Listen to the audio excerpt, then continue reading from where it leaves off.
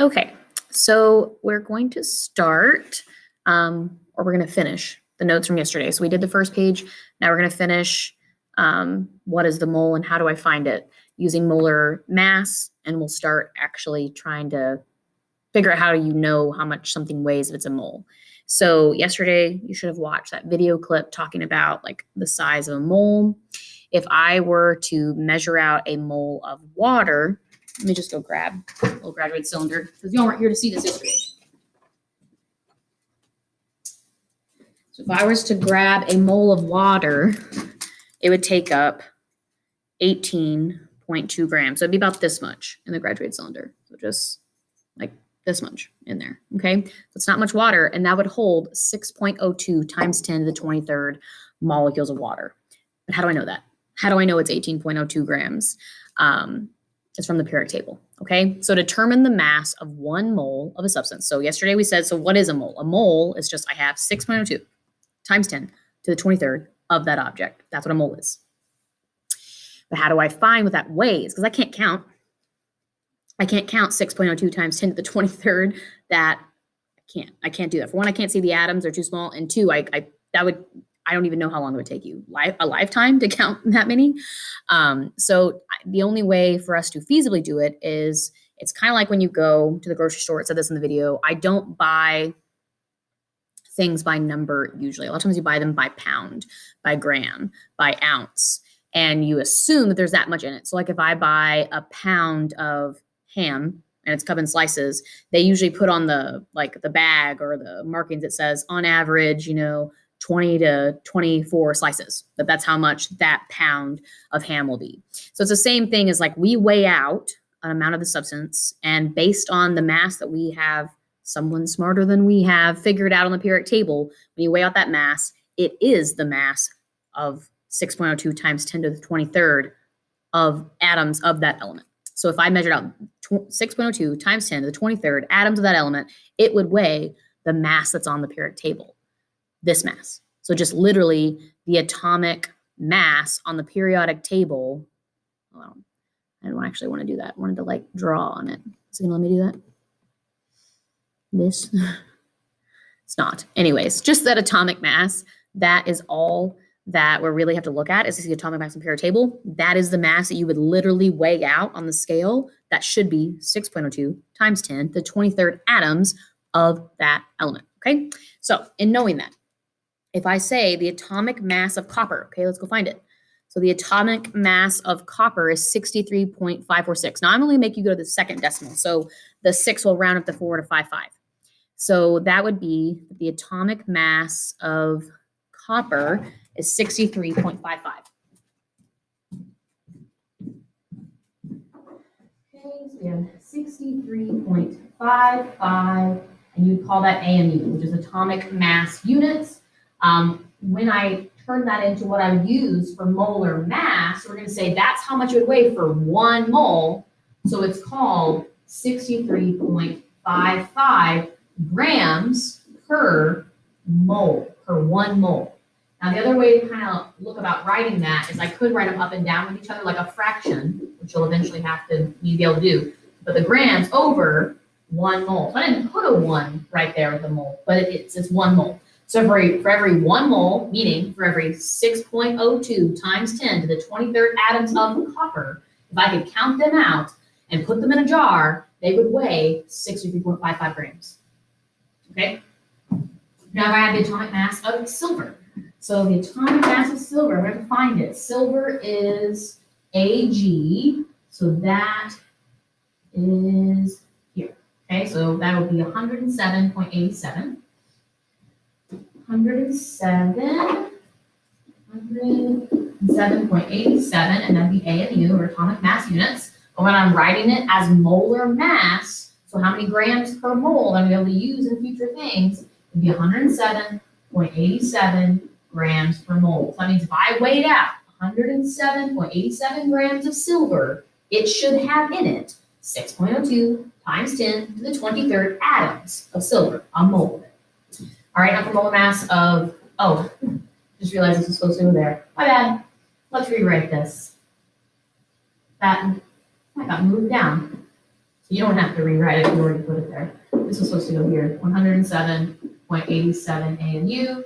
So when I rewrite it in molar mass, then it'd be 107.87 grams per mole. I guess the line got scooted down, I didn't notice. Okay, so that's really it. Like that's how I find the molar mass of an element is I just literally look at the periodic table.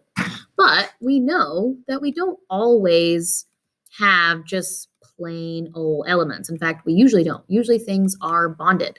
So what do I do for a compound? How do I find the compound's molar mass that I need to weigh out for my experiment? Okay, so I want to find the molar mass of these compounds. What I do is I add the molar mass of all the atoms that are in it. So for this case, I have 2 oxygens. So I need to look up the molar mass of oxygen first. So that'd be just the atomic mass. So I go and I find oxygen, and it says it's 15.999. Okay. Now, if that rounds up, it's 16. It's 16.0 for oxygen. So that's what I'm going to put. I'll put 16.00 is for 1 oxygen, but how many are there? There's 2. So you have 2 choices here. You can either multiply by 2, or you can add another 16. Adding another one or multiplying by 2 gives you the same number. So if I multiply by 2, it gets 32.00. And there you go. So a molecule of oxygen, that is O2, would be 32.00 grams per mole. So if I had a mole of O2, which means 2 oxygens bonded together, I had a mole of those.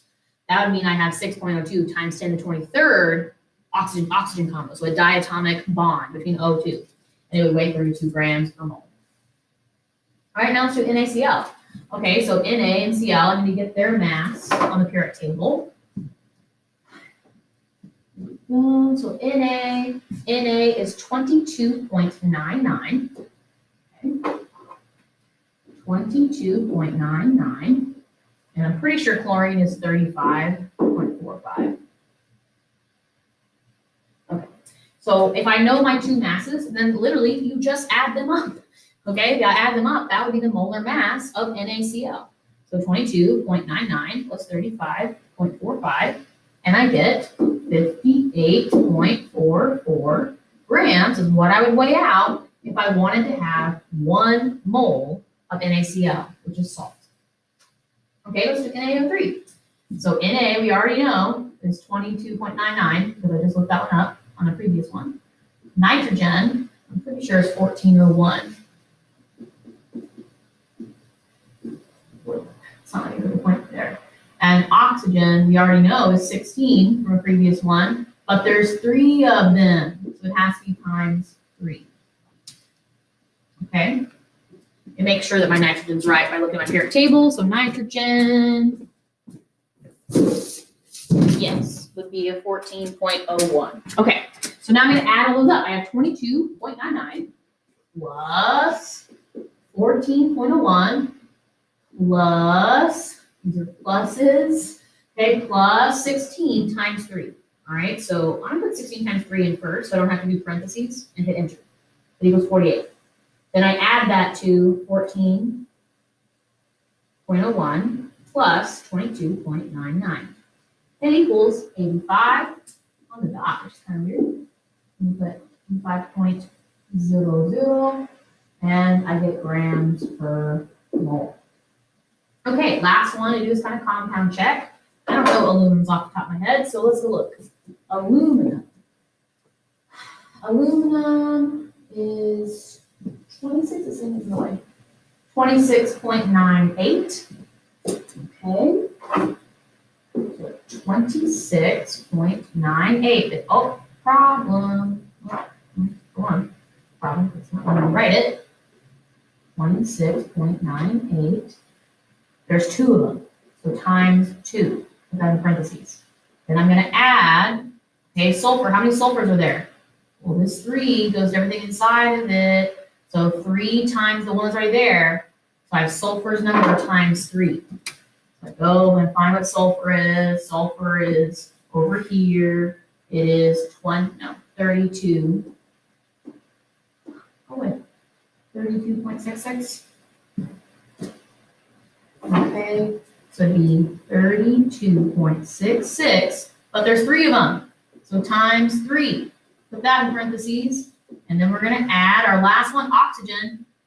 Kind of hard for you to see that now. Okay, so remember that 3 multiplies with the 4. If there's 12 of them. We already know that oxygen is 16. From previous problems would be 16 times 12 in parentheses. And I have to add all those up. Okay? So I put in parentheses and I go 26.98 times 2, close parentheses, enter.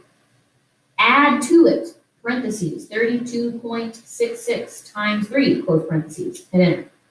Add to it, 16, parentheses, 16 times 12, close parentheses, and I get a whopping 370.92 grams per mole. So sometimes it can be way bigger. Sometimes there's way more atoms in the compound, obviously making that number much larger. So it just depends on what compound we're doing.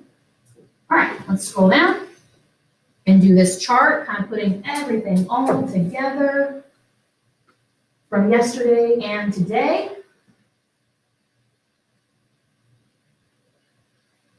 And then we'll practice this on your sheet.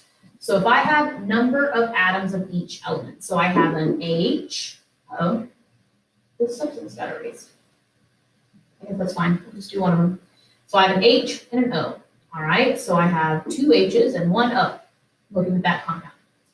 Is that an element? Is it an ionic compound or molecular compound? So remember, ionic is a metal with a non-metal. Molecular is a non-metal with a non-metal, other one. An element is by itself, so it's not an element, okay? Hydrogen is a non-metal, so is oxygen. So this would be molecular. They're both non-metals, so it's a molecular compound. Now remember, for atoms, it goes with elements. For formula units, it is for ionic compounds. For molecules, it's for molecular. So that goes together. So it is a molecule. These would be molecules of H2O, which is water. All right, now here's where I prove that little graduated cylinder. How did I know how much to measure out inside that graduated cylinder? Remember I told you it was 18 point something? Okay, so here's how I figured it out. So hydrogen is 1.01 on the periodic table. That's its molar mass. But it's times 2, because remember there's 2 of them. So there's two of them, so I'm going to say times 2. Then oxygen is only 1 of, which is 16. Okay, so we're going to get numbers for those, and 16 with what? Darn it. Let's get my 2, okay, which equals 2.02. I'm going to add that to 16, which gives me a 18, lost my train of thought, 18.02. Okay, so that's when I told you at the beginning of the class that in that graduated cylinder, I measure out 18.02. I said, how do I know that? How do I know that's a mole? This is how. The mass of hydrogen, 2 of them, plus the mass of the oxygen, 1 of them, is 18.02 grams per mole. Okay, all that done.